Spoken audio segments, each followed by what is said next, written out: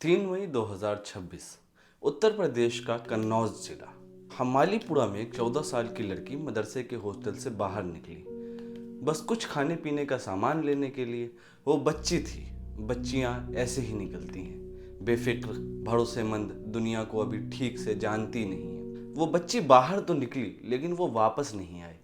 बाहर एक लड़का खड़ा था, दीपू। उसने उस बच्ची से कहा कि तुम्हारी अम्मी बुला रही हैं। एक 14 साल की बच्ची ने अपनी माँ का नाम सुना और वो उस लड़के के साथ चल पड़ी।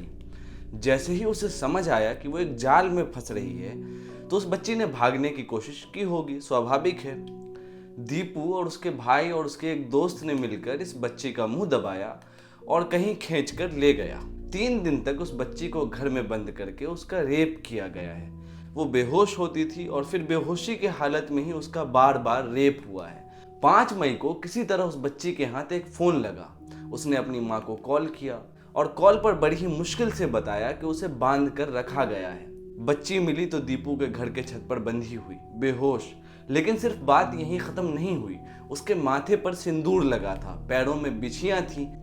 रुकिए और सोचिए एक बार इस बात को। एक 14 साल की बच्ची को बेहोश करके रेप किया और फिर उसके माथे पर सिंदूर लगाया, यानी कि यह एक हिंदू विवाह का प्रतीक है। एक मुस्लिम लड़की को जबरदस्ती हिंदू पत्नी बनाने की कोशिश एक 14 साल की बच्ची के साथ, और तब जबकि बच्ची बेहोश थी, यानी कि फोर्सिबल रिलीजियस कन्वर्जन का यहाँ पर सीधा सीधा मामला है। इसी देश में लव जिहाद का नैरेटिव बहुत जोर शोर से चलता है। उस पर कानून बनते हैं, उस पर गिरफ्तारियां होती हैं, उस पर भीड़ पीटती है, लोगों की जान ले लेती है। लेकिन जब एक मुस्लिम बच्ची को बेहोश करके उसके माथे पर सिंदूर लगाया जाए, उसका रेप हो, तो वो प्राइम टाइम पर नहीं आता है, तो वो राष्ट्रीय बहस नहीं बनती है, क्योंकि यहाँ पीड़िता का धर्म गलत है और मुख्य आरोपी दीपू है और दीपू अभी भी फरार है। यह खबर आई है, आएगी, आती ही रहती हैं ऐसी खबरें, और चुपचाप आती हैं, चुपचाप चली भी जाती हैं। जा रहे थे लेने के लिए, तो वहाँ भी उसने तो बोला तो अब अभी तब चले गए। मैं अंदर कर लिया, मेरी माँ का भर दी। फिर क्या हुआ? फिर उसके बाद अंदर ना बाहर ना निकले, तो 12 बजे रात को जब निकल के भागे तो उस बुढ़िया ने पकड़ लिया। घर में फ़ोन लगाया, रिसीव ही नहीं हुआ। आज सुबह लगाया तो फिर कैसे पता चला? घर वालों को कैसे बताया? ने फ़ोन लगाया, उसका भाई आया था दिल्ली से, तो उसकी लड़की से मंगवाया था फ़ोन। कई दिन तक बंद रखा? 3 दिन बंद। हाँ, क्या क्या हुआ? दारू पिलाई। और कुछ गलत किया? इतना नहीं हुआ उसमें। दारू पिलाया था। कौन थे ये लोग? दीपू और कोई नहीं। हाल के वक्त में एक और चीज देखी गई है। जब किसी बच्ची के साथ अत्याचार होता है तो मीडिया, नेता, सोशल मीडिया के प्रभावशाली चेहरे सबसे पहले एक काम करते हैं, धर्म चेक करते हैं। उसके बाद तय होता है कि दर्द कितना होना चाहिए, आवाज कितनी ऊंची उठे, गुस्सा असली होगा या फिर बस दिखावे का। यह कोई कंस्पिरेसी थ्योरी नहीं है। आप इस पैटर्न को समझिए। यह पैटर्न वेल डॉक्यूमेंटेड है अंग्रेजी में, और इस पैटर्न को समझने के लिए बस थोड़ा ही पीछे जाना होगा, उन चेहरों के पास जो हम भूल चुके हैं, क्योंकि हमें भूलने की आदत है। 2018 जम्मू का कठुआ जिला, याद करिए, 8 साल की बच्ची आसिफा बानो, वो अकेली मैदान में घोड़े चरा रही थी। उसे अगवा किया गया, एक मंदिर में उसे 5 दिनों तक बंद रखा गया, नशे की दवाइयां दी गई, बार बार बलात्कार हुआ, अंत में पत्थर से उसका सर कुचल दिया गया और फिर उसके बाद उसका शव जंगल में फेंक दिया गया। 8 साल की बच्ची। जांच में सामने आया कि यह कोई अचानक हुआ अपराध नहीं था, यह एक सोचा समझा षड्यंत्र था, बकरवाल मुस्लिम समुदाय को उस इलाके में डराकर भगाने के लिए। यानी एक 8 साल की बच्ची को, एक पूरे कम्युनिटी को, समुदाय को मैसेज देने के लिए इस्तेमाल किया गया, उसकी जान ले ली गई। और जब इस मामले में आरोपी पकड़े गए तो बीजेपी के स्थानीय नेताओं ने गिरफ्तारी का विरोध किया, वकीलों ने चार्जशीट दाखिल होने से रोकने की कोशिश की, हिंदू राष्ट्रवादी संगठनों ने रैलियां निकाली आरोपियों के समर्थन में, उस बच्ची के लिए नहीं, उसके हत्यारों के लिए। देश में बहस भी हुई, लेकिन इस बात पर नहीं कि 8 साल की बच्ची के साथ यह दुष्कर्म हुआ है या उसकी जान ले ली गई है। उसके बाद बहस इस बात पर थी कि मंदिर को बदनाम किया जा रहा है। एक मरी हुई 8 साल की बच्ची, और बहस मंदिर की रिप्यूटेशन पर चल रही थी। यह जो मानसिकता है यह सामान्य हो चुका है, यह हमारा सामान्य हो जाना था, और यह पहली बार सामान्य होना था। आपको बिल्किस बानो को याद करना चाहिए। एक भीड़ ने उनके परिवार के 7 सदस्यों को मार डाला, जिनमें उनकी 3 साल की बेटी भी थी। बिल्किस के साथ गैंग रेप हुआ। दशकों की कानूनी लड़ाई के बाद 11 दोषियों को उम्र कैद की सजा मिली।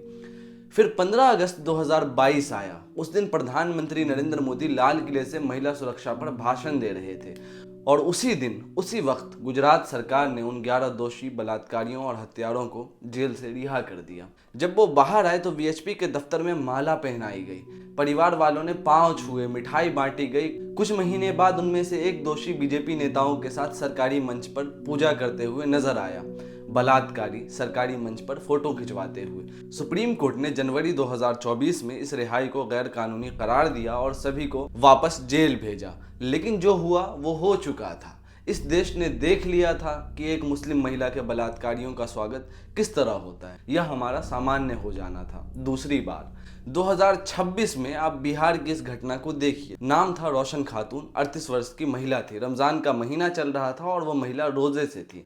किसी स्थानीय विवाद में इंसाफ मांगने वो गांव के मुखिया के घर पहुंची। मुखिया के बेटे और उसके साथियों ने उन्हें खंबे से बांधकर मारा। रोजे की हालत में पानी मांगा। रोशन को पानी की जगह शराब में पेशाब मिलाकर पिलाया गया। यह जिल्लत थी। यह जिल्लत पूरे समुदाय को दिखाने के लिए थी, महसूस कराने के लिए थी। पटना के अस्पताल में 1 मार्च को उनकी मौत हो गई। 19 आरोपियों में से सिर्फ एक की गिरफ्तारी हुई, मगनू सिंह।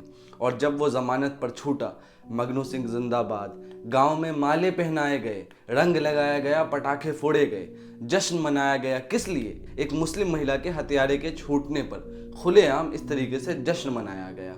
यह हमारा सामान्य हो जाना था। तीसरी बार अब जरा आंकड़ों पर बात करिए, क्योंकि आपको इन घटनाओं से फर्क पड़ने वाला नहीं है, ये आप भी जानते हैं। भावनाओं से मामला तो चलता नहीं है। मुझे ये भी मालूम है कि तथ्यों से भी मामला नहीं चलता, पर फिर भी सुन लीजिए। NCRB, national crime records bureau, यह वो सरकारी संस्था है जो इस देश में अपराध का हिसाब रखती है।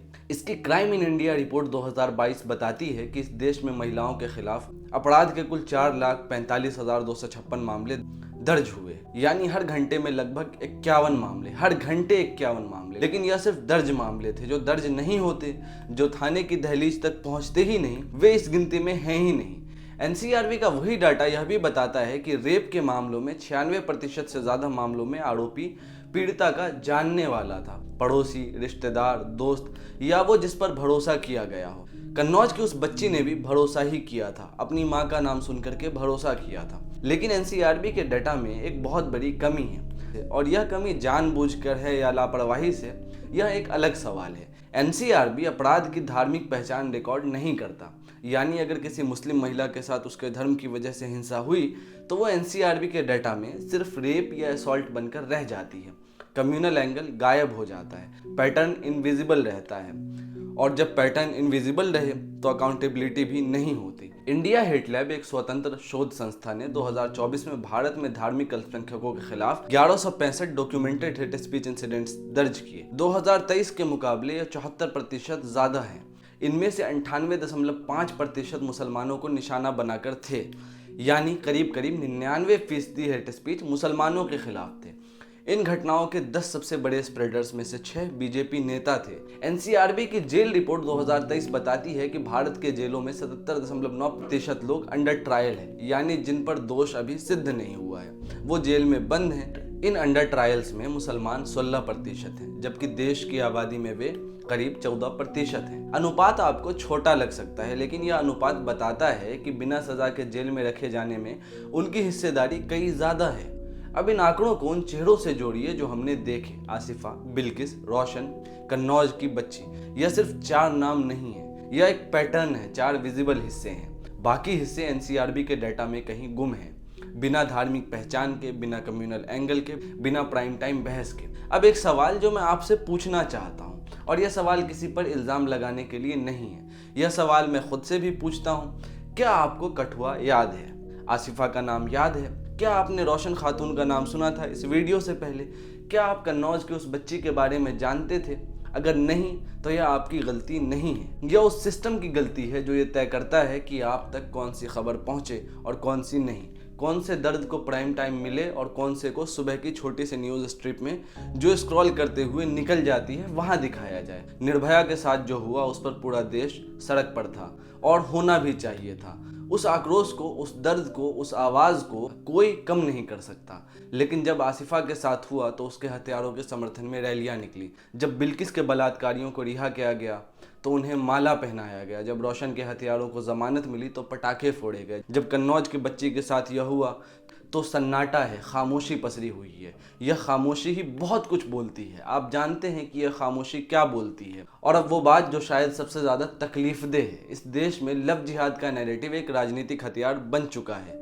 कहा जाता है कि मुस्लिम मर्द हिंदू लड़कियों को फंसाते हैं। इस नैरेटिव पर यूपी, एमपी, हिमाचल, गुजरात जैसे राज्यों में कानून बन गए हैं। इस नैरेटिव पर गिरफ्तारियां हुई हैं। इस नैरेटिव पर भीड़ ने पीटा है, लोगों की जान ली है। लेकिन कन्नौज में क्या हुआ? एक मुस्लिम बच्ची को बेहोश करके रेप किया गया और उसके माथे पर सिंदूर लगाया गया। आरोपी ने खुद पुलिस को यह बात बताया है। शादी हुई थी, ये तक कहा है। क्या यह फोर्सिबल रिलीजियस कन्वर्जन नहीं है? क्या यह उतना ही जघन्य नहीं है, बल्कि उससे ज़्यादा जघन्य अपराध है? लव जिहाद के उलट डायरेक्शन में यह हुआ, लेकिन प्राइम टाइम पर यह सवाल कोई नहीं पूछेगा, क्योंकि यह एंगल ही गलत हो जाता है। यह सेलेक्टिव आउटरीच नहीं है तो क्या है, आप ही तय कर लीजिए। फेयर प्लेनेट की रिपोर्ट बताती है कि प्रधानमंत्री के तीसरे कार्यकाल की शुरुआत के महज 1 महीने के भीतर ही देश के अलग अलग हिस्सों में कई लिंचिंग की घटनाएं सामने आईं। छत्तीसगढ़, उत्तर प्रदेश, गुजरात और बिहार के मुसलमानों को निशाना बनाकर हिंसा हुई। और रिपोर्ट यह भी बताती है कि इन मामलों में न तीव्र न्याय दिखा और न वैसी राजनीतिक संवेदना जैसी कुछ दूसरी घटनाओं में देखने को मिलती है, जहां पीड़ित सही धर्म से आता है। पैटर्न वही है, पहले शक, फिर भीड़, फिर हिंसा, फिर जश्न और फिर खामोशी। यही खामोशी अन्याय को सामान्य बनाती है, हिंसा को सामान्य बनाती है। राजस्थान में नासिर और जुनैद को जिंदा जला दिया गया, तबरेज़ अंसारी को घंटों पीटा गया, धार्मिक नारे लगवाए गए और अस्पताल में मौत हो गई। वीडियो सामने आए, देश ने देखा और फिर कुछ दिनों बाद सब सामान्य हो गया। शायद यही आज की सबसे डरावनी बात है, हमारा सामान्य हो जाना। द गार्डियन की एक रिपोर्ट बताती है कि भारत में कई मुस्लिम नागरिकों को बांग्लादेशी घुसपैठिया कहकर बिना किसी कानूनी प्रक्रिया से देश के बाहर ढकेल दिया गया। इन लोगों में से कई के पास भारतीय पहचान पत्र थे, उन्हें रातों रात घरों से निकाल दिया गया, आंखों पर पट्टी बांधी गई, गाड़ियों में भरकर सीमा तक ले जाया गया। कुछ मामलों में नदी पार करने के लिए भी मजबूर किया गया। कहा गया या तो पानी में उतरो या फिर गोली मार दी जाएगी। फर्क बस इतना ही है कि कुछ मौतें टीवी पर चलती हैं और कुछ चुपचाप सीमा पार दफन हो जाती हैं। इस वीडियो को बनाने का मकसद बिल्कुल भी ये नहीं है कि हिंदू महिलाओं के साथ जो होने वाले अत्याचार हैं वे कम महत्वपूर्ण हैं, बिल्कुल भी नहीं है। हर बलात्कार, हर हिंसा और हर अत्याचार, चाहे पीड़ित किसी भी धर्म, जाति, उम्र का हो, बराबर जघन्य है, बराबर निंदनीय है, बराबर आवाज का हकदार है। यही तो बात है कि बराबर, लेकिन बराबर नहीं है, और यह बराबर न होना यही असली समस्या है। तो फिर मांग क्या है? सरकार से, पुलिस से, मीडिया से कोई बड़ी मांग नहीं है। बस एक मांग है कि एक जैसा बर्ताव किया जाए। कन्नौज की बच्ची के साथ जो हुआ है वो किसी दूसरी बच्ची के साथ नहीं होना चाहिए। मुख्य आरोपी को पकड़ा जाए, तुरंत पकड़ा जाए। पॉक्सो के तहत सख्त से सख्त कार्रवाई हो, पुलिस अकाउंटेबिलिटी हो। मीडिया इस केस को भी उतनी ही जगह दे जितने बाकी सही धर्म के बच्चों को मिलती है। रोशन खातून के बाकी 18 आरोपियों को गिरफ्तार किया जाए। जो एक छूटा है, जश्न मनाने वालों पर भी नजर रखी जाए। और हम सबसे जो ये देख रहे हैं, ये पढ़ रहे हैं, ये सुन रहे हैं, बस इतना कि जब अगली बार कोई खबर आए तो पहले ये मत देखो कि पीड़ित का धर्म क्या है, क्योंकि जिस दिन हम ये काम नहीं कर पाए उस दिन हमने उन लोगों का काम आसान कर दिया जो इस देश को धर्म के नाम पर बांट रहे हैं, बांट चुके हैं। कन्नौज की वो बच्ची अभी अस्पताल में है, उसका नाम मैं नहीं लूँगा, लेकिन उसका दर्द असली है, उसका डर असली है, उसकी माँ की आंखों में जो आंसू हैं वो असली हैं और उसे इंसाफ मिलना चाहिए। बस इसलिए नहीं कि वो मुस्लिम है, इसलिए कि वो भी इंसान है, इसलिए कि वो भी एक बच्ची है, इसलिए कि जो उसके साथ हुआ तो वो किसी और के साथ नहीं होना चाहिए, किसी के साथ भी नहीं। जिस दिन हम ये फर्क मिटा देंगे, पीड़ित को पहले इंसान देखेंगे, धर्म बाद में, उस दिन इस देश में शायद न्याय की कोई उम्मीद बचेगी। और अगर आज भी हम ये तय करते रहे कि किस दर्द पर कितना शोर मचाना है और किस पर चुप रहना है, तो याद रखिए कल यह फैसला कोई और करेगा और तब शायद आपकी बारी होगी, मेरी बारी होगी।